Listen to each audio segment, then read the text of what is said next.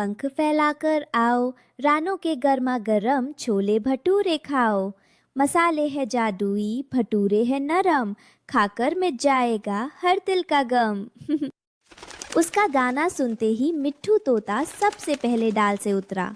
वाह रानो, तुम्हारी आवाज और इन भटूरों की खुशबू, लगता है आज फिर मुझे पेट पूजा के लिए उधार मांगना पड़ेगा। अरे मिट्ठू भाई, आपके लिए उधार की क्या बात है? पर देखिए, आज टुनटुनी और तोती भी लाइन में पहले से ही खड़ी है। हाँ रानो, तुम्हारी दुकान के बिना तो ये जंगल सूना लगता है।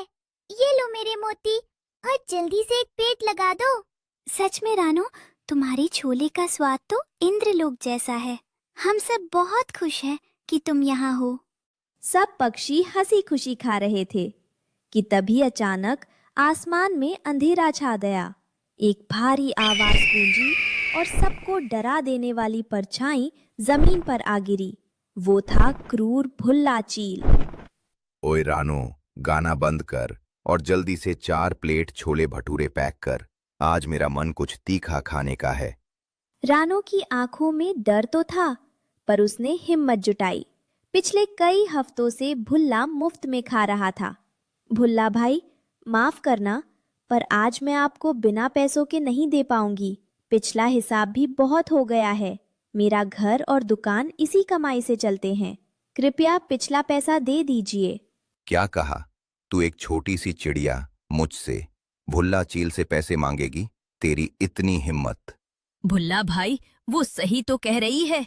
मेहनत की कमाई है उसकी। चुप रह तोते। रानो, अगर तूने आज मुझे मुफ्त में नहीं खिलाया तो याद रखना, ये दुकान कल सूरज की पहली किरण नहीं देख पाएगी।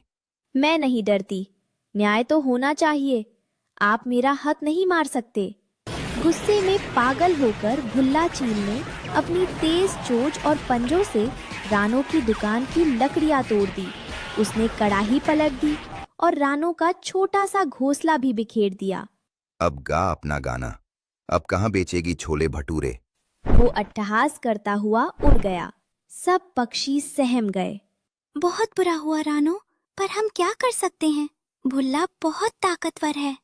धीरे धीरे शाम हुई और डरे हुए पक्षी अपने अपने घोंसलों में चले गए। रानो अकेली अपने टूटे हुए घर के पास बैठकर रो रही थी। रात के सन्नाटे में एक बूढ़ी चिड़िया रानो के पास आई। बेटी, तुम इस तरह आंसुओं से जमीन क्यों भिगो रही हो? माताजी, सब खत्म हो गया। मेरी दुकान, मेरा घर, उस क्रूर चील ने सब उजाड़ दिया। अब मैं कहाँ जाऊंगी? क्या खिलाऊंगी सबको?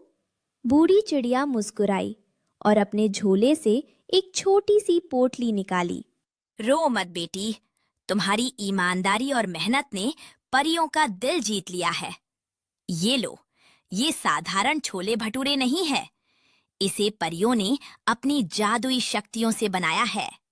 मैं इसका क्या करूंगी? इसे इस उजाड़ जमीन पर रख दो और पीछे हट जाओ। कल सुबह एक नया सवेरा तुम्हारा इंतजार करेगा। रानो ने वैसा ही किया।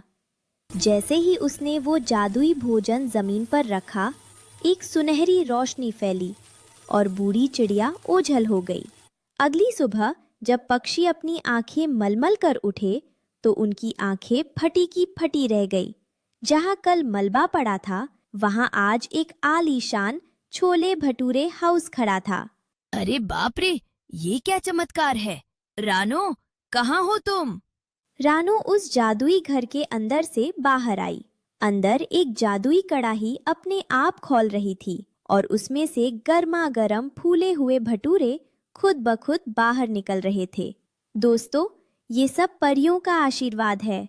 अब न कोई दुकान टूटेगी और न कोई भूखा रहेगा। देखो, इस कड़ाही के छोले कभी खत्म ही नहीं हो रहे। तभी भुल्ला चील फिर से वहां आया। उसने जैसे ही दुकान को नुकसान पहुंचाने के लिए झपट्टा मारा, जादुई घर से एक अदृश्य रोशनी निकली और उसे दूर पटक दिया। यहाँ केवल प्रेम और मेहनत की जगह है, क्रूरता का यहाँ कोई स्थान नहीं। भुल्ला चील डर के मारे जंगल छोड़कर भाग गया और फिर कभी वापस नहीं आया। रानो चिड़िया का जादुई छोले भटूरे हाउस अब पूरे नीलगिरी जंगल की शान बन चुका था। जहाँ एक तरफ सभी पक्षी खुश थे, वहीं पेड़ के सबसे अंधेरे कोने में बैठा कालू कौवा ये सब देख रहा था। कालू बहुत लालची था। काव काव, रानो की तो चांदी हो गई और मुझे देखो, यहाँ सड़े हुए फल खाने पड़ रहे हैं। अगर ये घर मेरा हो जाए तो मैं पूरे जंगल का राजा बन जाऊंगा और सबको अपना गुलाम बना लूंगा। अगली सुबह जब रानो चिड़िया मधुर गीत गाकर सबको नाश्ता करा रही थी, कालू कौवा बड़ी चालाकी से रानो के पास पहुंचा और छोटी हमदर्दी दिखाने लगा, अरे रानो बहन, जिससे कालू का गुस्सा 7वें आसमान पर पहुंच गया। उसने तय किया कि वो आज रात को ही ये जादुई घर चुरा लेगा। रात के सन्नाटे में जब रानो गहरी नींद में सो रही थी, कालू कौवा दबे पांव जादुई घर पर पहुंचा। अब आएगा मजा। ये रही जादुई कड़ाही, अब मैं इसे यहाँ से उखाड़ लूंगा। जैसे ही कालू ने अपने गंदे पंजों से उस पवित्र कड़ाही को छुआ, कड़ाही में से गरम गरम भाप निकलने लगी। अचानक कड़ाही के अंदर से हजारों छोटे छोटे जादुई भटूरे बाहर निकलने लगे और कालू को चारों तरफ से घेर लिया। अरे ये क्या हो रहा है? ये भटूरे मुझे छोड़ क्यों नहीं रहे? बचाओ बचाओ! भटूरे कालू के पंखों पर चिपक गए और उसे हवा में गोल गोल घुमाने लगे। शोर सुनकर रानो और बाकी पक्षी बाहर आ गए। देखो, कालू चोर पकड़ा गया। ये रानो का जादुई घर चुराने आया था। कालू भाई, लालच का फल हमेशा कड़वा होता है। मैंने आपको अपना दोस्त समझा था, पर आपने मेरी पीठ में छुरा घोंपा।